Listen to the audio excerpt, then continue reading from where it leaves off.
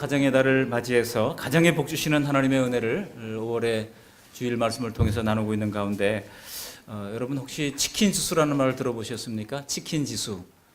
빅데이터 업체인 이 다음소프트라는 곳에서 조사를 해보니까 이 사람들의 행복 지수가 치킨이 생각나거나 치킨을 먹거나 이거하고 밀접한 관계가 있다는 거예요.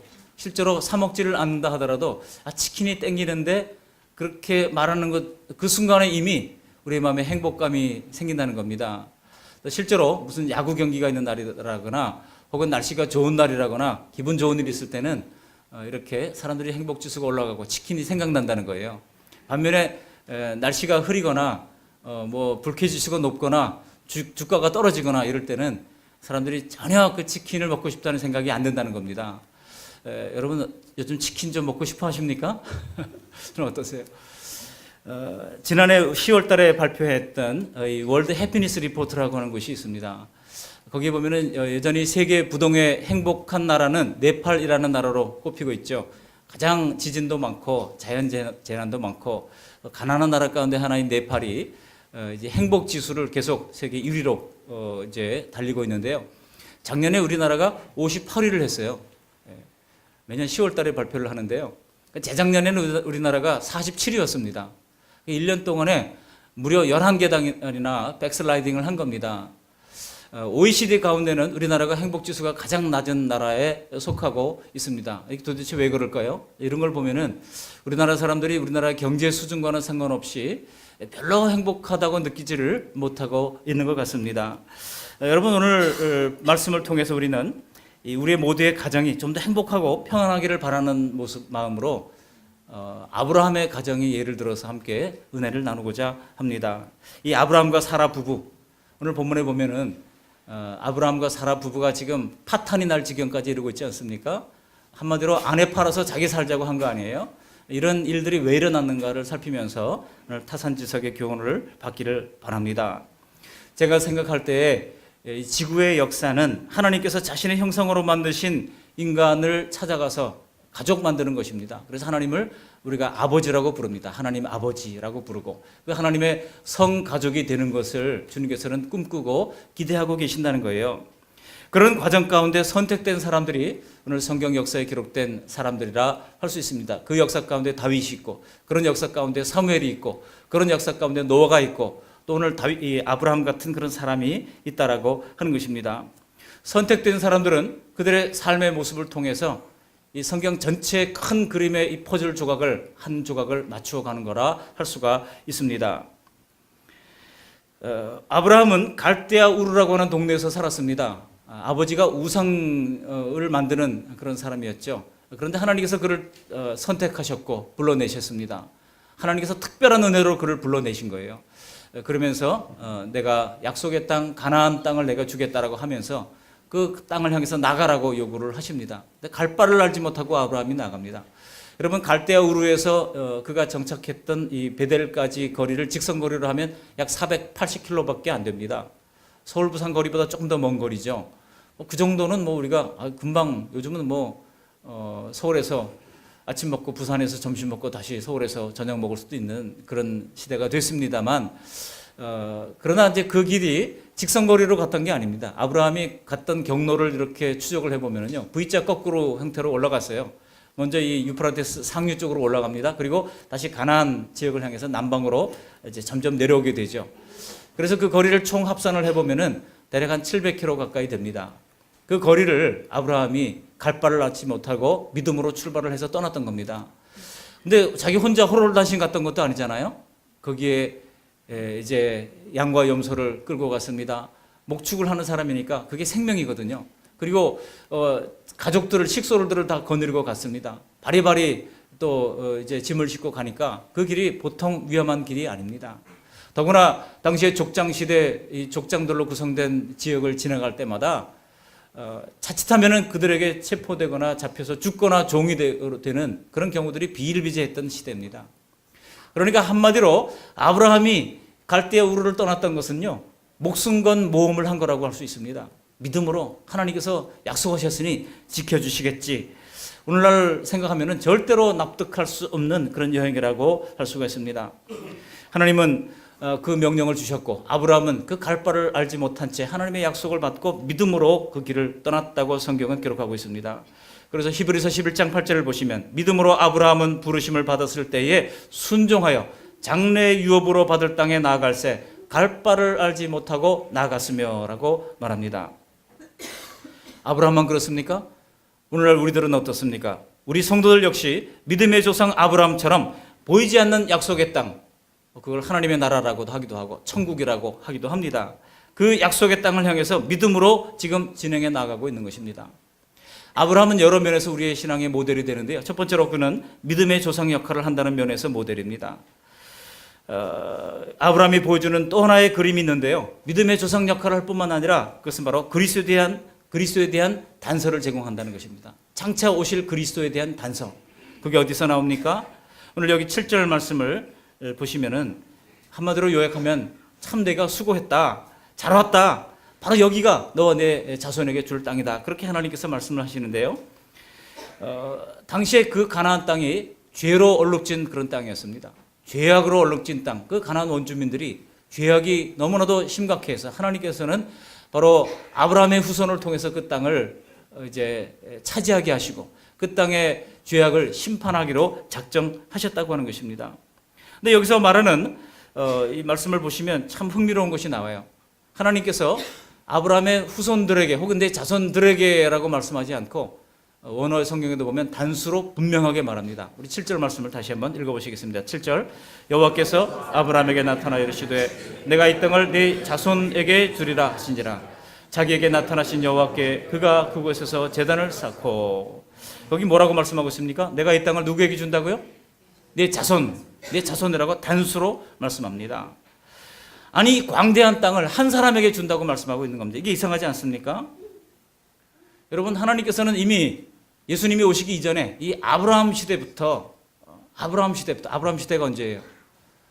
역사가들의 역사에 따르면 대략 한 BC 3000년경의 사람입니다. 지금으로부터 5000년 전의 사람이에요. 그러니 메시아가 오시기 3000년 전에 벌써 하나님께서는 아브라함에게 내 자손에게 준다라고 말씀함으로써 오실 메시아를 예표하는 역할을 하게 하셨다는 겁니다. 그러니까 아브라함의 역할이 믿음의 조상이 되는 역할뿐만 아니라 오실 메시아를 예표하는 이런 역할까지 했다라고 하는 겁니다. 그러니까 얼마나 중요한 인물입니까?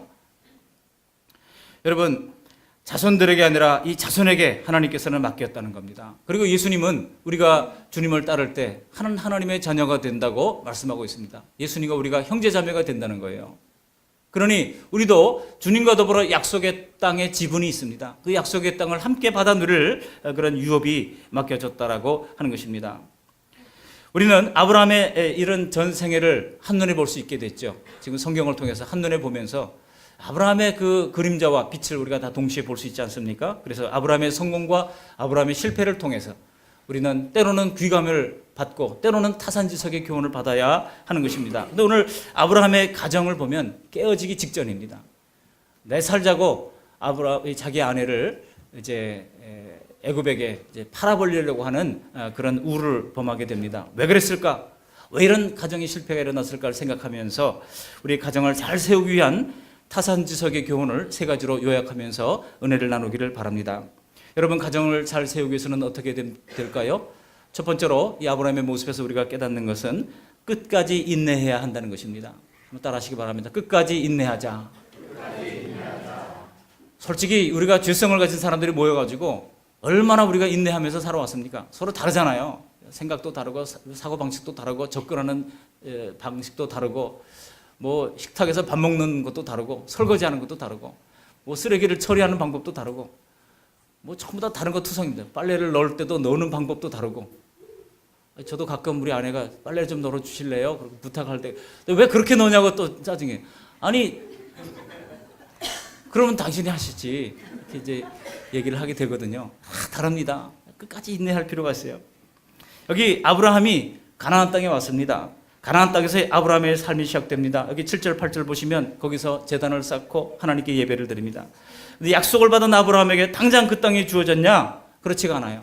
약속은 해주셨지만 그냥 그 땅에 들어가서 날뚝받고 줄 쳐놓고 여기 내 땅이다 이렇게 살라고 하지 않았습니다. 과정이 필요합니다. 여러분 우리 신앙생활에도요 과정이 필요한 겁니다. 당장 하나님께서 주시지 않아요. 약속은 해주셨지만 그 과정이 겪어야 마침내 우리에게 주어진다는 것입니다. 하나님께서는 그 땅을 소유하기까지 먼저 아브라함의 자손을 번성케 하셔야 했습니다. 그리고 그 번성한 자손들이 이제 그 악한 사람들을 쫓아내고 그 땅을 차지하게 하시는 것이 하나님의 방식이요 하나님의 뜻이었다는 것입니다. 그 하나님의 약속은 마침내 그의 후손 한참 뒤에나 있을 여호수아 시대에나 이루어지게 됩니다. 그렇듯이 우리도 이미 구원을 받았어요. 그러나 이 완전한 구원을 누리기까지는 성도들의 신앙 여정이 필요한 겁니다. 신앙생활하면서 기도하는 여정이 필요하고 기도를 심고 봉사를 심고 날마다 하나님 앞에 헌신하는 헌신을 심고 그런 과정이 필요한 거예요. 여러분 아브라함이 그곳에 갔을 때 그런 과정을 이제 끝까지 인내하지 못한 채 계속 머물러 있지 않았다고 말씀합니다. 우리 9절 말씀 함께 읽어보십니다. 11자밖에 안 돼요. 9절 시작. 점점 남방으로 옮겨갔더라. 근데 왜 하나님께서 이 아브라함이 주신 땅에 머물러 있지 못하고 남방으로 옮겨갔는지 성경은 기록하고 있지 않아요. 그 이유가 나와 있지 않습니다.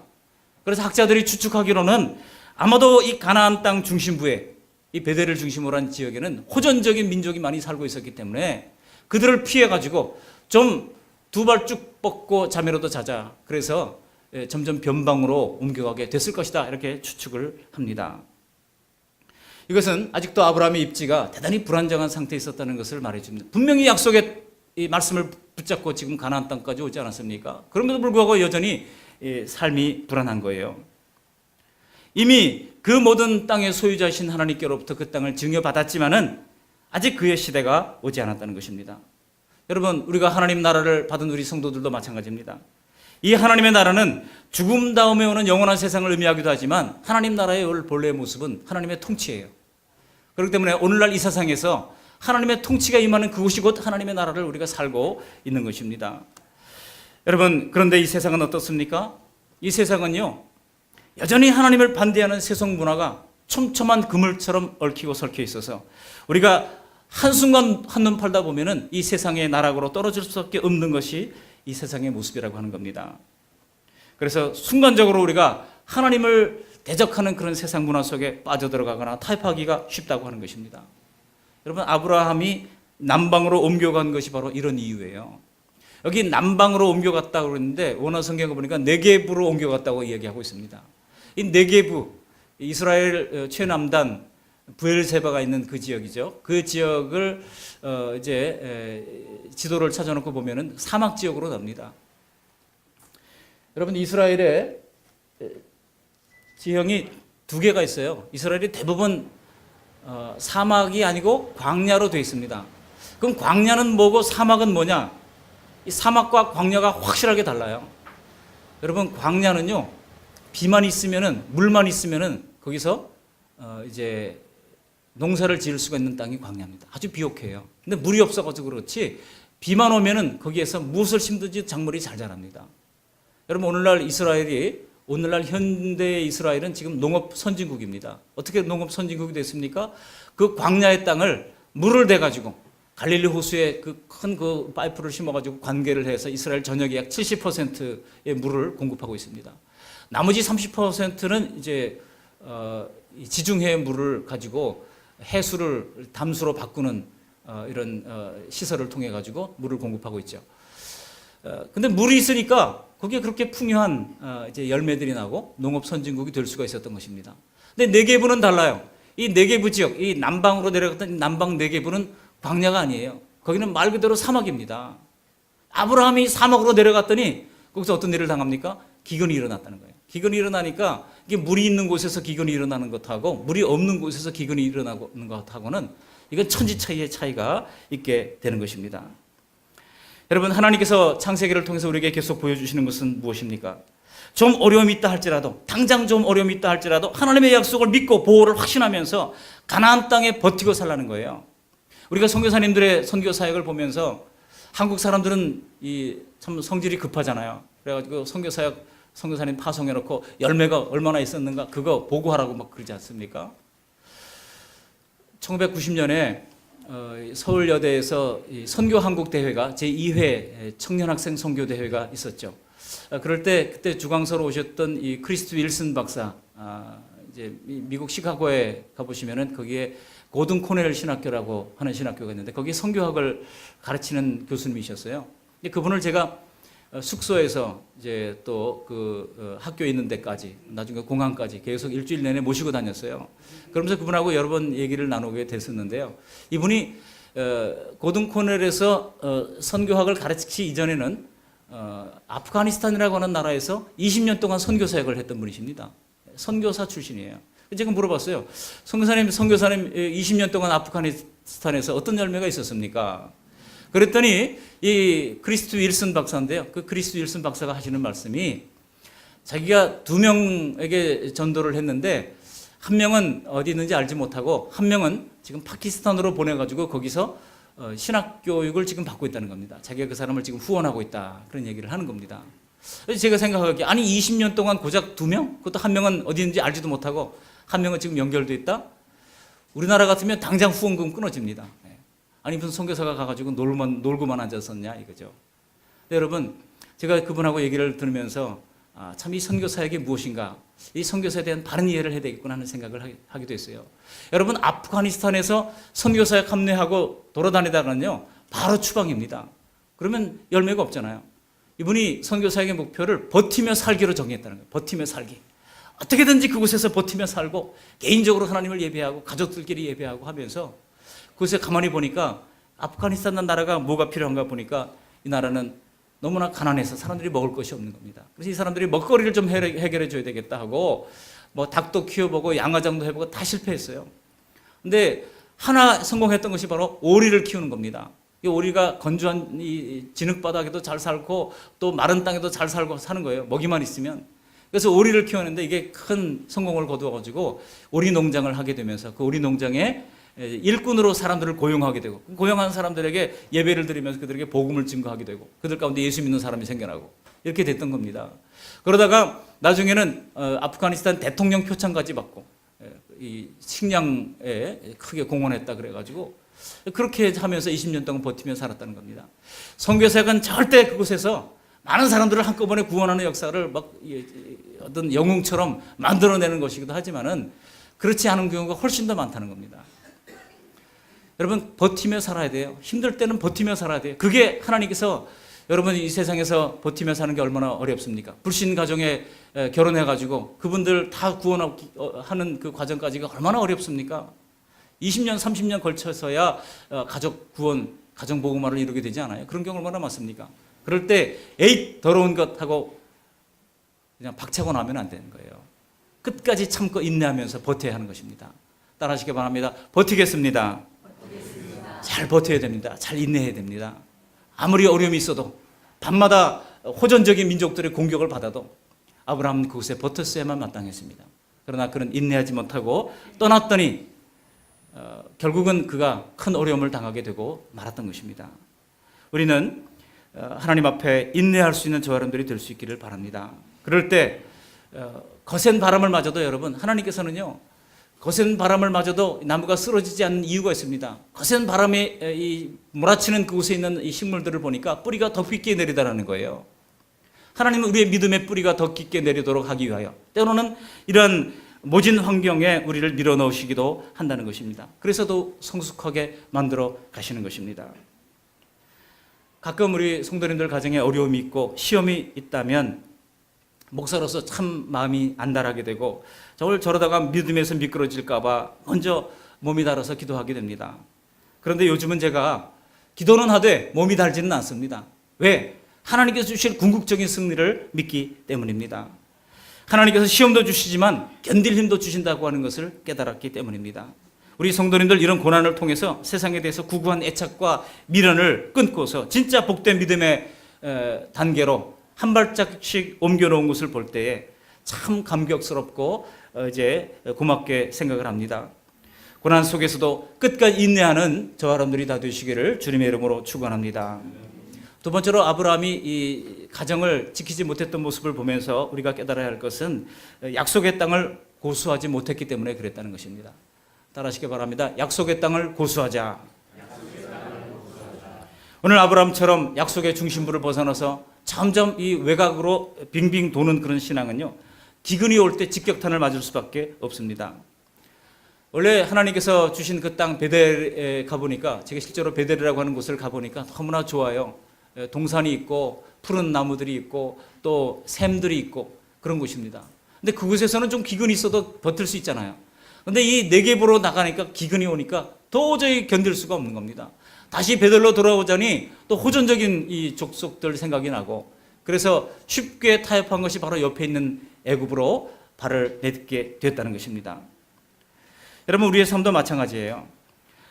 우리가 은혜와 복의 근원이신 예수 그리스도께로 깊이 뿌리를 내리면 가뭄이 와도 잘 견딜 수가 있습니다. 늘 물된 동산 같은 그런 풍성한 삶을 누릴 수가 있습니다.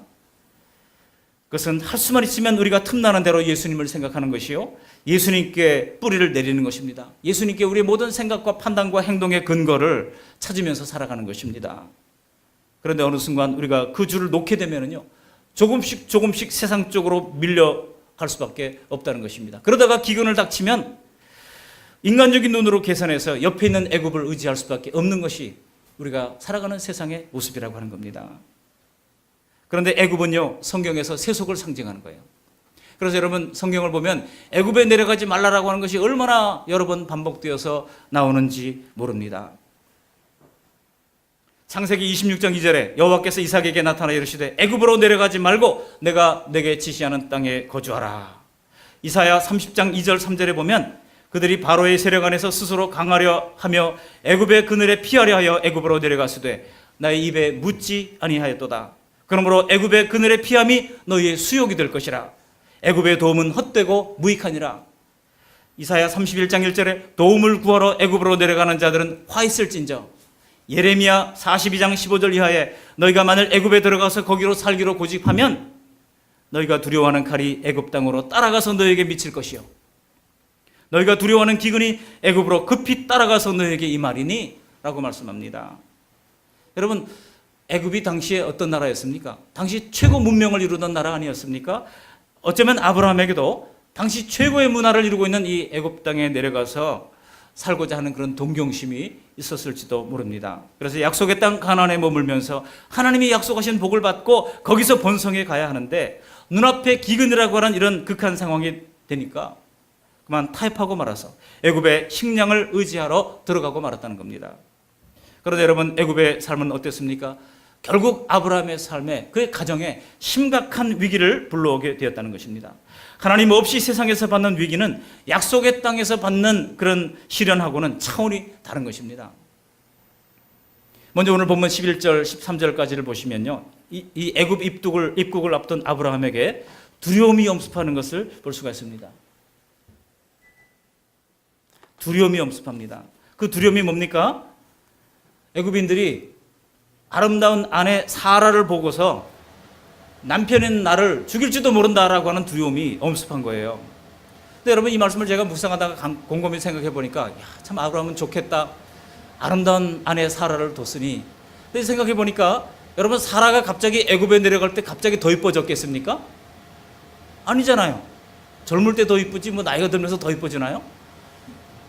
여러분, 가나안도 지금 아브라함으로서는 이방 땅이긴 마찬가지예요. 가나안도 이방 땅이요, 애굽도 이방 땅입니다. 똑같은 이방 땅인데 갑자기 애굽에 내려간다고 갑자기 사라가 더 이뻐집니까? 그거 아니거든요. 그런데도 불구하고, 똑같은 땅인데도 불구하고 그가 애굽에서 두려움을 느낀 이유가 무엇입니까? 그 차이가 뭐겠습니까? 여러분, 깨달아진 것이 있습니다. 그것은 무엇입니까? 애굽에는요, 하나님의 약속이 없었기 때문에 두려운 것입니다. 똑같은 어려움이 있다 할지라도 하나님이 약속이 있다면 우리는 두려움을 능히 극복할 수가 있다라고 하는 것입니다. 우리가 매일의 삶을 하나님과 연관시키고 매일의 삶을 하나님께 주파수를 맞추며 살아간다 그러면 우리가 어려움이 있다 할지라도 그 어려움 속에서 하나님께 매달리면서 살지 않는다고 하면 나 홀로 사는 세상, 내 생각과 내 판단으로 사는 세상은 두려울 수밖에 없는 것입니다. 왜 그렇습니까?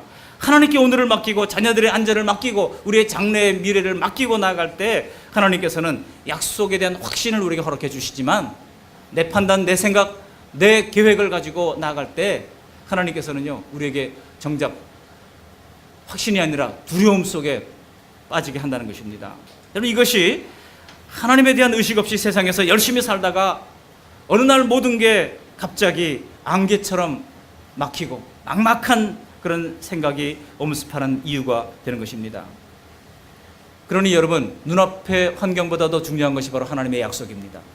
따라하시기 바랍니다. 약속이 더 중요합니다. 성경은 약속의 책입니다. 성경에 수많은 약속들이 있어요. 우리 눈앞의 환경보다 성경에 기록된 약속을 붙잡고 살아가는 저 여러분들이 되시기를 주님의 이름으로 축복합니다. 여러분 한번 생각해 보세요. 하나님이 약속하셨다면, 그 가나안 땅을 내게 주시겠다고 약속하셨다면 우선 자녀들을 번성케 하실 거 아니겠습니까? 자녀들을 번성케 하신다면 내가 죽을 염려는 하지 않아도 되는 거잖아요. 가나안 땅에, 약속의 땅에 붙어 있었어야죠. 그리고 자손들이 번성해가지고 그들이 나중에 더욱더 강하게 되어서 그 죄악을 저지르는 가나안 족속들을 쫓아내실 때까지 하나님께서 지켜주시지 않겠습니까? 사랑하는 성도 여러분, 오늘 믿음 안에서 우리에게 약속하신 하늘의 복이 무엇인지를 확신하시기를 바랍니다. 하나님께서 우리를 구원하시고 복의 근원이 되게 하셨다면 누가 봐도 복을 받았다고 생각할 복을 하나님께서는 하나님의 때에 허락해 주시는 것입니다. 그 때가 내가 생각하는 때와 하나님이 생각하는 때가 달라서 그렇지, In His time, 하나님의 때, 하나님의 시간에 하나님께서는 허락해 주실 것입니다. 우리가 예수 믿고 산다고 하면서도 매일 여기저기 사고가 터지고 머리 싸매고 전전긍긍하면서 어두운 얼굴을 하고 살아간다면 그게 어찌 복의 근원이 되는 삶이 되겠습니까? 하나님의 통치 안에 있는 사람들은요, 혹시 하나님이 연단으로 주시는 어려움으로 인해서 힘든 시기를 보낼 때가 있다고 할지라도 주님 안에 있기 때문에 그 고난 중에도 더욱 빛나는 삶을 사는 것을 보게 됩니다. 저는 이것을 신자의 위엄이라고 저는 생각합니다. 신자의 위엄. 정말 신자로서의 위엄이 있구나.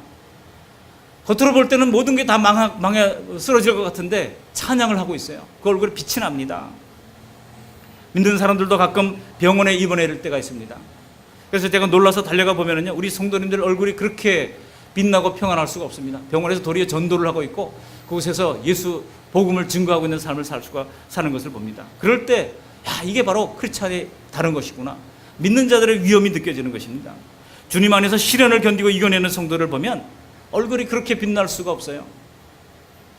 그러므로 여러분, 가끔 하나님의 약속 안에 있는 가나안 생활에서도 우리가 기근을 만날 때가 있지만 또 그 기근을 여러분 거기에만 함몰되지 마시고 하늘에서 주시는 단비를 기대하라고 하는 뜻인 줄 믿으시기를 바랍니다. 약속의 땅을 벗어나지 마십시오. 서로 우리 가정과 가족들이 심령에 사랑이 메말라서 삭막함을 느낀다 그러면 더욱더 하나님을 바라보면서 그 약속의 땅에 단비 내리시는 하나님을 신뢰하시면서 기도로 그 모든 위기를 극복해 나갈 수 있는 저 여러분들이 되시기를 주님의 이름으로 축복합니다. 약속의 땅에 거하시기를 바랍니다. 세 번째로요, 이 아브라함이 가정이 실패해 왔던 이유가 있습니다. 그것이 무엇입니까? 바로 두려움과 자기 연민이라는 것입니다. 뭐라고요? 두려움과 자기 연민. 인간적인 계산으로 지금 애굽에 들어갔잖아요. 근데 결국 그 결과가 무엇입니까? 사라에게 아주 비굴한 제안을 하는 거예요. 여기 13절 말씀을 함께 읽어보시겠습니다. 13절. 원하건대 그대는 나의 누이라 하라. 그러면 내가 그대로 말미암아 안전하고 내 목숨이 그대로 말미암아 보존되리라 하니라. 야, 이거 여러분 지금 이거 어떻게 봐야 될까요?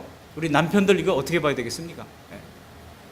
사라가 그 말을 들을 때 얼마나 그의 마음이 녹아내렸겠습니까? 정말 마음이 복잡해지면서 눈물이 펑펑 흘렀을 것 같아요. 이거 쉽게 말하면은요, 아브라함이 지금 아내를 팔아서 자기 살자고 그런 거예요. 아내를 버린 거나 마찬가지입니다.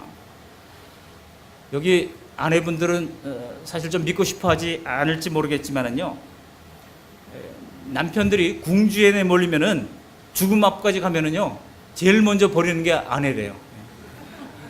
자식은 내 핏줄이라고 해서 안 버리지만은 제일 먼저 버리는 게 아내랍니다. 이게 뭐 통계가 있다고 그래요. 제가 자세하게 들여다보지는 않았습니다만, 우리가 빗발치는 청탄을 막 몸으로 맞고 또 장렬하게 그냥 가족을 위해서 죽고 헌신하는 그런 모습은 드라마에만 있대요. 드라마에만. 여러분, 태양의 후예들이나 하는 것이지 죄성을 가진 인간이 그렇게 할 수가 없다는 겁니다. 안타깝지만 세상의 모든 인간관계는 다 거래예요. 가족들도 부부관계도 어쩔 수 없이 이렇게 계산이 들어가는 겁니다. 그래서 가족이 되어서도 철저히 주고받는 관계가 형성되는 겁니다. 성경에도 최초의 아내를 버린 사람이 나옵니다. 누구겠습니까? 바로 최초의 사람 아담이 그랬어요. 아담이 아내를 버렸잖아요. 하나님이 왜 선악과를 따먹었느냐 질문을 할 때 변명하면서 하는 말이 뭐예요? 하나님이 내게 주신 저 여자가 주워서 먹었다고 얘기를 했던 거예요. 하나님이 내게 주신 저 여자, 그러니까 1차적으로는 저 여자가 때문에 내가 지금 그랬다고 얘기하는 것이고, 또 두 번째로는 결국 하나님이 주신 거 아니냐, 하나님께 지금 원망의 화살을 돌리고 있는 것입니다. 여러분, 아내들은 목숨 건 이 남편의 사랑을 원할지 모르지만은 아담의 후예인 남편들은요, 죽음 앞에서 아내보다 자기 목숨을 더 챙깁니다. 근데 이것은 아브라함이 뭐 비겁자라서 그런 것만은 아닙니다. 사실 아브라함이 그렇게 비겁자는 아니었어요.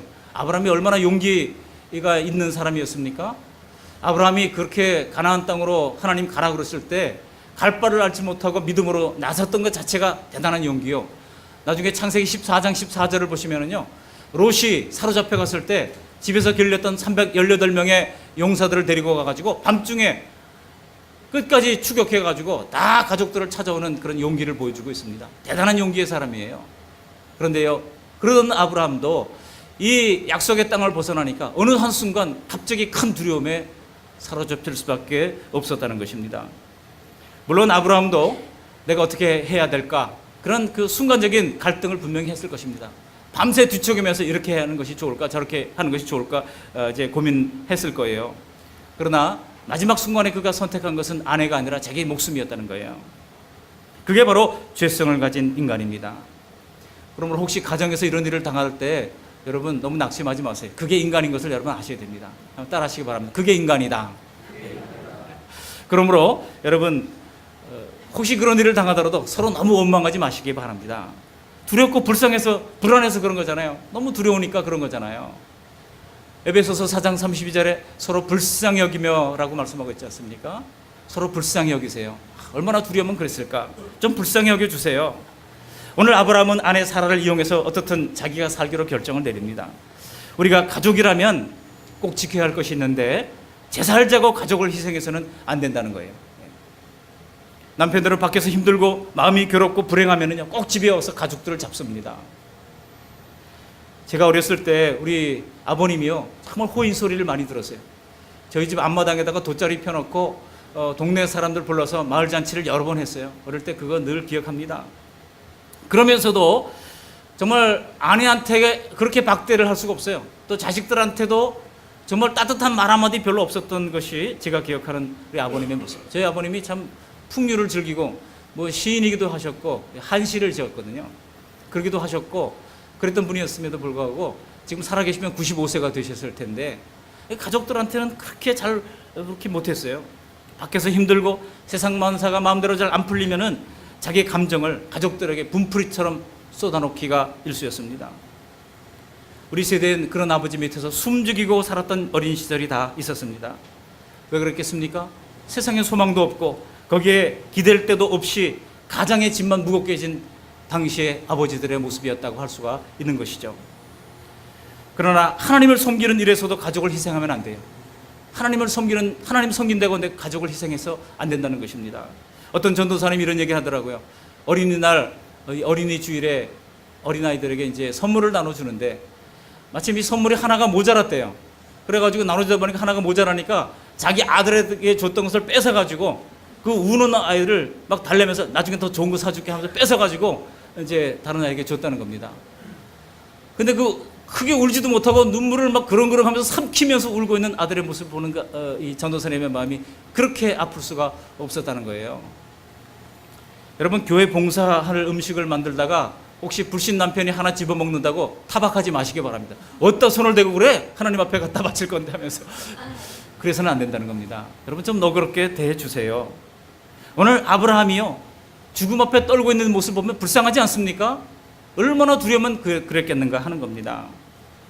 그게 인간이라고 하는 것을, 하나님을 분명히 만났지만 하나님의 약속을 받았지만 눈에 보이는 현실 앞에 무너지고 마는 것이 바로 인간이라고 하는 것을 긍휼의 눈으로 우리 하나님은 끝까지 지켜보고 계셨습니다. 우리가 하나님의 능력의 손으로 애굽의 궁전으로 끌려갈 뻔했던 이 위기의 사라를 구원해내시고 이 믿음의 가정을 하나님께서 지켜주시어서 약속대로 가나안 땅의 기업을 허락해 주셨던 것입니다. 여러분 무슨 말씀입니까? 우리가 어떤 연약함과 실패를 한다 할지라도 하나님은 우리를 여전히 긍휼히 여기시고 구원받기까지 이끌어 주신다는 사실입니다. 그렇지만 우리가 여기서 알아야 할 것은 아무리 우리의 연약함을 하나님께서 긍휼히 보고 이해하신다 할지라도 우리가 이제 맨 것은 우리가 당해야 한다는 것입니다. 나로 인해서 인간사에 얽힌 문제들은 결국은 내가 당하고 내가 풀고 가야 한다는 거예요. 하나님께로부터 가장의 권위를 위임받은 이 가장은요, 가족을 보살피고 돌봐야 할 책임이 있습니다. 뭐가 있다고요? 책임이 있습니다. 책임. 여러분, 리더의 역할은요, 팀을 책임지는 책임감이 따라야 하는 것이 당연한 것이죠. 겉으로는 어떨지 모르지만은 여러분, 가족들은 가정의 권위를 더 이상 인정하지 않게 되는 겁니다. 바로 이 사건이 있고 난 뒤에 이것을 우리가 확인할 수 있는 대목이 나옵니다. 여러분, 이 사건이 있고 난 다음에 오늘 12장 우리가 읽었는데 13장으로 넘어가면은 조카 롯이 분가를 하게 되는 장면이 나옵니다. 뭐 겉으로는 분명한 이유들이 있었어요. 지금 양떼가 너무 많아가지고 같은 초장에 거하기 힘드니까 또 내 목자하고 지금 서로 우물을 가지고 다투니까 안 되겠다. 서로 땅을 서로 갈라서자 하고 이렇게 이제 하게 되는 거죠. 근데 아브라함이 먼저 제안을 합니다. 그게 어떻겠냐? 그러니까 롯이 기다렸다는 듯이 1초도 망설임 없이 그렇게 합시다 하고 자기 얼른 좋은 땅 소돔을 차지하게 되는 겁니다. 여러분, 이거는요, 롯이 버릇없어서가 아닙니다. 이 롯의 마음속에 정말 제살겠다고 비열하게 숙모를 바로의 궁전으로 들여보내고 그 대가를 챙기기까지 했던 그 아브라함이 삼촌으로 보이지 않았던 겁니다. 저게 무슨 저런 인간이 있어? 그런 생각이 들었다는 거예요. 그러니 그 아브라함에게 자신을 의탁할 대상으로 그가 여기지 않았다는 것입니다. 여러분, 사라의 경우는 또 어떻습니까? 사라도 마찬가지예요. 여러분, 나중에 14장으로 넘어가 보시면 사라가 아브라함에게 전에 없던 강경한 자세로 자기 여종을 취해서 자식을 낳으라고 막 이제 강요하는 장면이 나옵니다. 이거 누구한테 배웠겠습니까? 아브라함에게 배웠죠. 약속을 받은 지 10년이 됐는데 아기가 생기지 않으니까 여종을 통해서라도 아기를 안아보겠다고 하는 것이 이 사라의 생각이었습니다. 그래서 자기 여종 하가를 그에게 주어서 그로 말미암아 생겨난 자녀가 바로 이스마엘 아닙니까? 오늘날 아랍 족속의 조상이 된 인물입니다. 그래서 오늘날까지 얼마나 많은 지금 비극이 일어나고 있는지 모릅니다. 아브라함이 가장으로서의 권위가 지금 무너졌다는 사실을 성경을 통해서 확인할 수 있습니다. 아무리 가족이라도 서로 이용만 한다 그러면은 사랑이 깨지고 신뢰가 깨집니다. 상처가 남을 수밖에 없는 것입니다. 근데 아브라함은 어이없게도 동일한 실패를 14장에 보면 동일하게 두 번째 이제 저지르고 맙니다. 그만큼 여러분, 우리 앞에 놓인 두려움이 크고 우리 앞에 놓인 이 죄성이 깊고 질기다는 것을 보여주는 겁니다. 그렇지만 결국 아브라함은 점점 연단을 받아서 나중에 창세기 21장 22장으로 넘어가면은요, 하나님이 아들 이삭을 바치라 그랬을 때 100세 얻은 아들 이삭을 하나님 앞에 예 하고는 아무런 대꾸 없이 그가 나가서 그걸 바치려고 장작에 그를 올려놓고 칼을 들어 그를 잡으려고 내리치는 순간 하나님께서 아브라함아 아브라함아 부르시면서 그에게 새로운 예물을 준비해 주십니다. 그래서 여호와께서 준비하신다, 여호와 일의 하나님의 역사가 나타나게 됐던 것입니다. 아브라함이 여러분 처음부터 그렇게 됐겠습니까? 이 모든 연단의 과정을 거치면서 그의 믿음이 점점 성숙으로 나아갈 수가 있었다고 하는 사실입니다. 히브리서는 아브라함의 이런 믿음을 부활의 믿음이라고 이제 해석을 해 줍니다. 그러니까 아브라함이 약속을 하셨다면 이삭을 통해서 온 민족이 복을 받는 그런 역사가 일어나게 된다고 한다면 또 이삭의 후손이 이제는 하늘의 별처럼 또 바다의 모래처럼 많아지게 하시겠다고 약속하셨다면 하나님께서 결코 이삭을 죽일 리가 없다라고 하는 확신을 했다고 하는 사실입니다. 여러분, 부활을 믿는 믿음이 아니면 누구도 죽음의 공포를 이겨낼 수 없습니다. 또 창세기 26장에 가서 보시면은요, 이제 아내 사라가 죽잖아요. 아내 사라가 죽고 죽음 앞에서 애곡하는 노년의 아브라함의 모습이 등장합니다. 거기 사라의 죽음 앞에서 아브라함이 목 놓아 웁니다. 아마도 과거 아내에게 깊은 상처를 주었던 회한과 미안함이 애절하게 거기서 쏟아놓게 됐을 것입니다. 가나안 땅에서 아브라함은 사실 큰 부자로 살았지 않습니까? 그럼에도 불구하고 그는 집을 짓지 않았어요. 항상 장막에 살았다고 말씀하고 있습니다. 그러다가 이제 사라의 매장지를 위해서는 유일하게 가나안 땅에다가 그가 큰 돈을 들여가지고 땅을 구입을 합니다. 이것은 사라가 이제는 진정한 가나안 땅의 여주인이 됐다고 하는 것을 드러내는 것이라 할 수 있습니다. 여러분, 그렇지만 죽은 뒤에 큰 무덤을 쓰면 뭐 하겠습니까? 우리는 더 늦기 전에 가족을 소중히 대하시기를 바랍니다. 내게 남은 우리 가족들, 아내, 남편, 우리 자녀들 소중히 여기시기를 주님의 이름으로 축원합니다. 한번 따라하시기 바랍니다. 더 늦기 전에 잘합시다. 혹시 옆에 가족들 있다면 손을 좀 붙잡으시고 더 늦기 전에 잘하겠습니다. 한번 얘기해 보세요. 시작. 더 늦기 전에 잘하겠습니다. 여러분, 요즘 같은 시대엔 가정을 만들기는 어렵지만 깨지기는 너무나 쉽습니다. 오늘은 특별히 둘이 하나 되자고 하는 부부의 날이기도 합니다. 하나님이 부부에게 원하시는 것은 아내는 남편을 존경하되 교회가 그리스도께 하듯 하고 남편은 아내를 사랑하되 예수님께서 교회를 위해서 자기 목숨을 주신 것처럼 하라는 것입니다. 아브라함은 사라를 죽음과 다름없는 환경에 넘겨주었지만 우리 교회의 남편 되시는 예수님은 자신의 목숨까지 주셨습니다. 이런 주님의 사랑으로 우리 가정이 채워지도록 매일 기도하면서 가정을 아름답게 세워나가는 우리 그 말씀의 성도님들 다 되시기를 주님의 이름으로 축복합니다. 아멘. 고마우신 하나님, 그래도 우리가 눈물 흘릴 때 등을 토닥여 줄 사람은 가족밖에 없습니다. 하나님, 사랑하며 섬길 수 있도록 도와주옵소서. 오늘 아브라함의 실패를 보면서 하나님 타산지석의 교훈을 허락해 주신 것을 감사를 드립니다. 가정을 잘 세우기 위하여 아무리 어려워도 끝까지 인내할 수 있도록 도와주시고, 아무리 어려워도 하나님이 주신 약속의 땅, 곧 신앙의 자리를 고수할 수 있도록 하나님 도와주시며, 죽음의 공포 속에서도 자기 연민에 빠지지 말고 끝까지 지키시고 보호하시는 하나님의 섭리의 손길을 신뢰하면서 더 사랑하며 섬길 수 있는 은총을 허락해 주시옵소서. 예수님 거룩하신 이름으로 감사하며 기도합니다. 아멘.